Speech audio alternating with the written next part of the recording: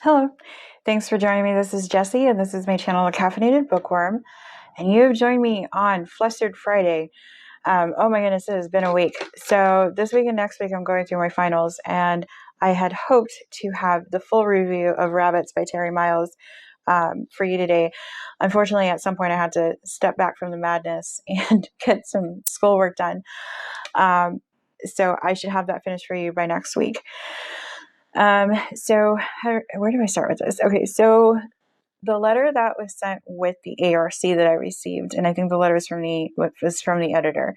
It was basically, have you ever noticed that you look at the clock and see the same time over and over again, like 11:11, 3:27? Have you ever heard a song and then you pass a store and a street name and their names together make the name of the song? It's essentially all about connections, conspiracies, fun times. And so it had the synopsis on NetGalley, which is where I got it from. It obviously intrigued me.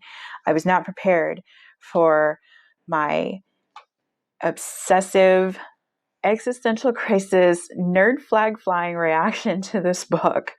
So a little bit of background about myself. So I grew up in the generation where we went through middle school, we went through elementary school, we went through middle school, we went through most of high school without computers. Some of my friends had gaming stations, some of them didn't. I did not. I didn't grow up with a Nintendo, although my best friend Carol had one, and I would play Super Mario until I could see the little guys jumping when I closed my eyes at night, when I went over to visit her. But I mean, I didn't have an Atari. I did have a Tandy. I think that's what it was called. It was this computer that my parents bought me that I hooked up to the TV, and I would have to type in code for a really long time to get a really cheap, two-dimensional, synthesized music sounding little thing to show up on the TV. And at the time, it was the most amazing thing in the world. I was willing to spend the hours paging through the code to get my TV to sing Buffalo Gals When She Come Out Tonight in synthesizer music. It was the best thing in the world to me. And then later, I would go to the laundromat with my mom and play Miss Pac-Man. I would go to the library at middle school. This is before I discovered Wheel of Time, because once I discovered Wheel of Time, that was it. There was nothing else in my life other than Wheel of Time and Stone Temple Pilots. I would sit in my blue room, listen to Stone Temple Pilots, and read Wheel of Time for hours and hours on end. I didn't get any homework done. I barely got any sleep. Anyways, I digress. So I go to the library and play Oregon Trail on the computer in the library in middle school. And then in high school, my mom and I were in a car accident. Somebody rear-ended her at a light. And when she got the settlement money in, she thought that I was going to be like, oh, a couple $100. I can go shopping, get clothes and makeup and things that normal high school girls would probably go get. No, I was like, no, I want a computer. So she got me a computer, or she let me use the settlement money to get the computer. And that was it. I started playing Sphere of Destiny and some alien shooter game, Diablo. I would play those games for hours on end. I mean, it's amazing I didn't die, because it's all I did was play those games when I first got the computer. It was like Netarchy, Newgrounds, Dancing Baby. I mean, that's the era that this was in.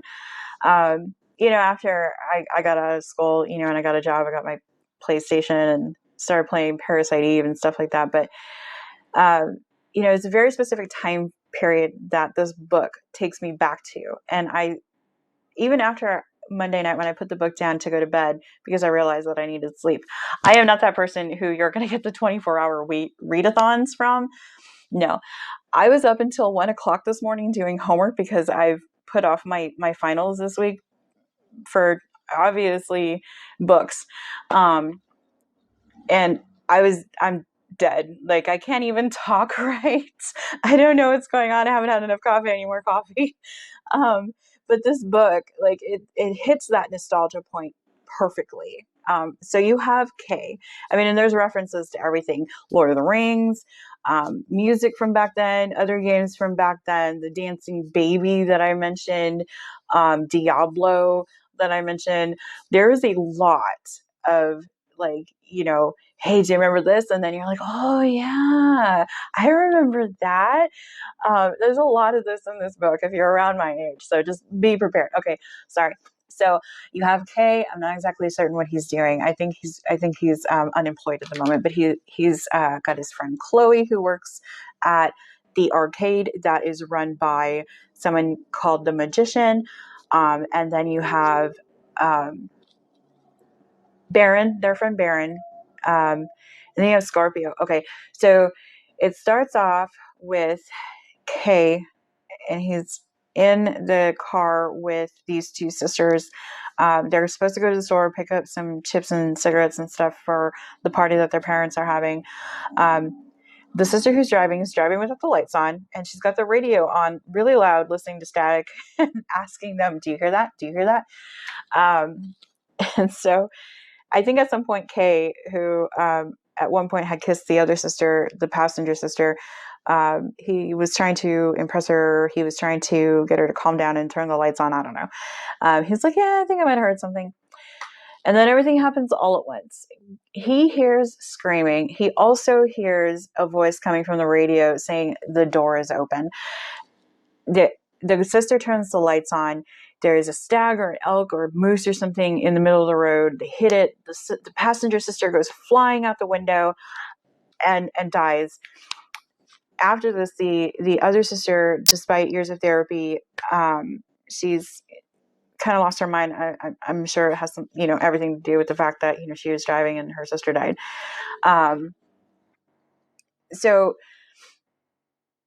before this, he had heard them talking at the party about a game, and I might have missed something, but in my mind, it essentially amounts to like a scavenger hunt, a secret scavenger hunt that has to do with connections. And so you fast forward 2 years later, he meets Chloe. He thinks he's going to go out with Chloe, but then Chloe and her friend come over to his apartment. They leave, and then he hears a knock on the door. He thinks it's Chloe, but it's not. It's the friend, and then he ends up with the friend for 5 years. Now, Chloe's working at the arcade. Oh, he's giving a kind of like tourish kind of introduction to the game to a group of people, and he's dramatizing it. He's embellishing the details. He's talking about the different iterations, because at this point there's been 10 iterations of the game. He's talking about how it's secretive, and like the first rule of Fight Club is you don't talk about Fight Club. It's kind of the first rule of this game with no name that has come to be known as rabbits. It's kind of the thing about rabbits. First rule of rabbits is you don't talk about rabbits. And he's talking about one of the winners of the game, who is, I think his name is Californico, but they think that the real person behind Californico is a guy named Scorpio. And how he met Scorpio during one of the iterations where Kay was trying to, play the game, and it goes on and on. And Baron is planted in the arcade, and he's playing this game.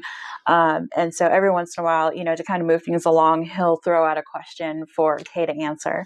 Well, after all of this is over, Kay turns back towards the game and asks Baron a question, and then he realizes that Baron's not there.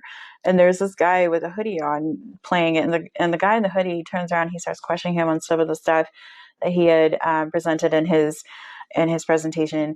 And then he takes off his hoodie, and it's Scorpio. And so Kay kind of freaks out. He's like, oh my God, Scorpio. And they start talking, and Scorpio tells him, I need your help. And this is, that point where, young boy, nowhere alive, in comes his hero who needs his help. The thing is that Kay kind of realizes that, it's kind of what's going on here kind of thing.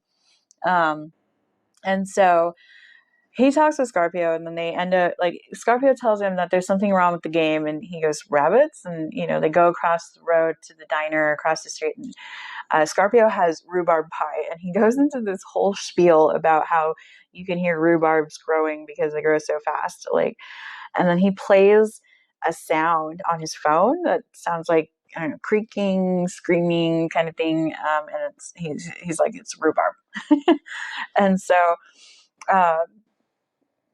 then Scorpio gets a call and he gets freaked out. He's like, meet me here tomorrow. We're going to have breakfast. And then he leaves. He has Kay walk him to his car, and he gives him a card, and he's like, you have to meet me here tomorrow. If something comes up and there's a problem, give me a call and we'll reschedule. And so Kay's like, okay. So the next day he goes to the diner to meet him there in the morning, and he never shows up. So he waits for about an hour. He calls the number on the card that Scorpio gave to him, and this woman picks up, and she's interrogating him over the phone. She's like, you're with Scorpio? And she's like, where are you? And he tells her, where he's at. She's like, wait right there. And then she shows up at the diner, and she starts interrogating him even harder, and she's asking him all these crazy questions. And then he tells her, I was giving a presentation, and he was asking questions, and then he was playing a game, and then he told me he needed my help. And she's like, he was playing a game? What game? And he was like, well, it was a game across the street at the arcade. And so the woman, she takes off, and she goes across the street to the arcade, and she starts like interrogating Chloe. Meanwhile, Kay is still at the diner, and the waitress who had served them the night before brings Scorpio's phone to him and says, hey, this guy left his phone. And so he's trying to find stuff on the phone. The phone's empty. There's no outbound calls. There's no inbound calls. There's no contacts. There's no email. There's nothing on the phone. So he goes across the street, and he's trying to figure out what the woman wanted from Chloe. And he's like, yeah, because I met Scorpio last night. And Chloe's like, no, you didn't. And slowly she begins to realize that, yeah, he did meet Scorpio the night before. And so they go and they take the phone to the magician, who tries to pull some information from the files. There's nothing there. He hooks it up to, this is one of the things that got me. Like, this is a really, like, this is like nerd bird book. It mentions everything. But every time Kay goes into the magician's office, he is very clear in noting that the magician is running something on one of his many laptops in his office, and the operating system that it's running on is something that Kay has never seen before. And it talks about Linux, and so it talks about these older programs, and you can tell that Kay is not somebody who simply uses Windows and that's it. He doesn't just get a computer. He doesn't really know anything about the operating system. He doesn't use the root files. He doesn't use the DOS files. You can tell that he's, a little bit well versed in technology and computers. And so every time he goes into the magician's office, it's like, I don't recognize these operating systems. So I know that's meant to lend to the mystery. Yeah, I pronounced that really weird. I know that it was meant to lend to the mystery of the plot, but it just felt like it was just too much. Like, it was an operating system he didn't recognize. It was an operating system he didn't recognize. It was an operating system he didn't recognize. Like, glitch in the Matrix much? Oh, I'm sorry, I'm rambling. So I hate it when people are like reviewers and critics and book pushers. They're like, book pushers, like books are drugs. Could be worse, right? That's the meme. It could be worse. It could be drugs. I could be spending all my money on drugs and not books. But where was I going with that? Anyway, I don't remember. So every time he goes into the magician's office, like, there's the operating system that he doesn't recognize. So they take the phone. He doesn't find anything at first, and they start digging deep, into like media and news stories and stuff like that. And then it turns out that Scorpio is missing. And then it gets a little bit more modern. And so we're moving away from like the late 90s, early 2000s kind of technology, and we're moving into a more modern type of technology setting. And the reason that I say that is because we're talking about deep fakes here, like deep fakes. And there's this video that they find of Jeff Goldblum and his I don't know who it was, a fan or something. She's trying to like slice Jeff Goldblum's jugular, but his agent, I think, steps in and the crazy person slices open the person who's trying to save Jeff Goldblum. She slices open her wrist. There's blood flying everywhere. The person who had the razor blade is slipping all over her blood as she's trying to get off of the stage. And it turns out that this never even happened. And then they find another deep fake about this person who's this really well-known game designer who works at War Games. And so they kind of get her involved once Baron goes and starts working at War Games. And then they take the phone back to the magician after Kay actually goes into the files and finds he actually finds the phone call, and it's embedded into the sound of the rhubarb growing. And so they take it back to the magician, who ends up tapping into the root file, and on and on and on. And so Baron ends up dying. He goes a little bit crazy after starting to work at War Games. And then the game designer that he was working with at War Games, that everybody was so, oh my God, I can't believe you're going to meet her. She comes and she starts talking to Kay and Chloe about how Baron was trying to help her because they had essentially told her, oh, you don't have security clearance for your game.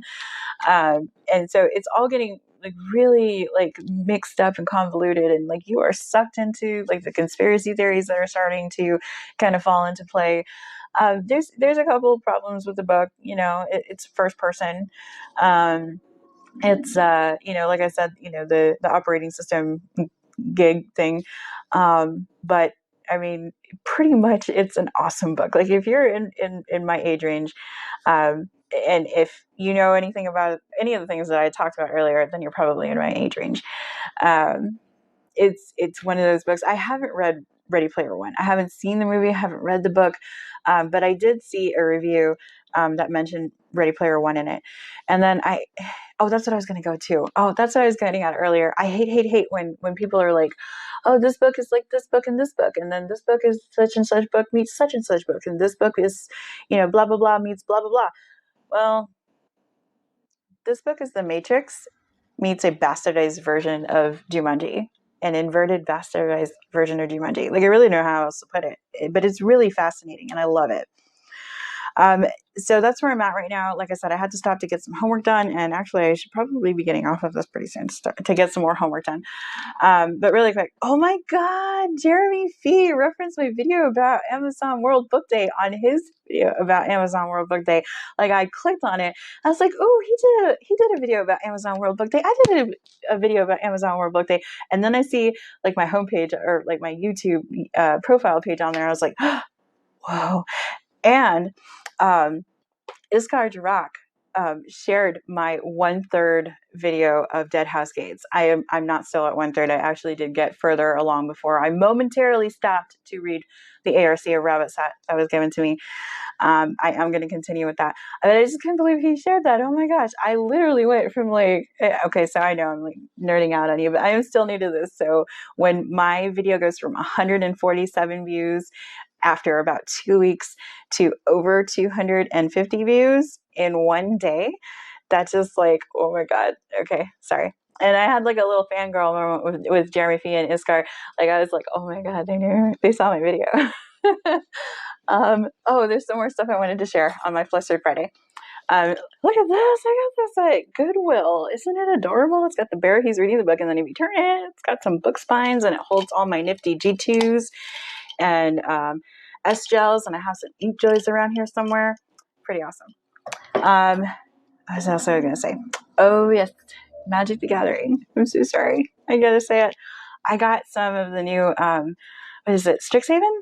Strixhaven. I got a Strixhaven collector booster. And they are awesome. So allegedly, every collector booster comes with one of these Japanese cards. I got 2 in mine. I don't know what this is because I haven't looked it up yet, but I have 2 in mine. There's that one. And then there's this one. And they are full art, and they're foil etched along the text box. They're really, really cool. I'm not gonna geek out on you and show you too many more. Not too many more. I got Adrix and Nev twin casters. That is really neat. That's a mythic, and it's a legendary creature, Merfolk Wizard, that is going to go into my Merfolk Commander deck. I know that this is probably like most of you who are here because this is a BookTube channel, you're like, oh my God, that has nothing to do with books. Please stop. If you look at the amount of text that are on these cards, like there's a lot of reading involved. And the game itself, I think, is listed for 13 years and up. But my boys have been playing since they were about 6. I mean, it has really increased their reading comprehension level, because there's a lot of like complex, like you have to understand like what you're doing. You have to understand what you're doing when you're making the deck. You have to figure out how certain cards work with other cards so that you can make your deck like a monster deck. I mean, you have to not only get like the creatures, you have to get the spells, you have to get the instants, you have to have things to kind of counteract what your opponents are trying to do to you. So there's a lot that really goes into, building your deck, playing a game. You have decks that are good for one-on-one. You play, like me and John will play one-on-one, and then you have decks that are good for group play. So like me and John and Nick and JJ and Vinny and Sophia, but it's also good like if you can't get that group in, because John and I tried to get the kids into Dungeons and Dragons because we were trying to get into Dungeons and Dragons, and that just did not work. The kids are like, it's too long. We don't want to play.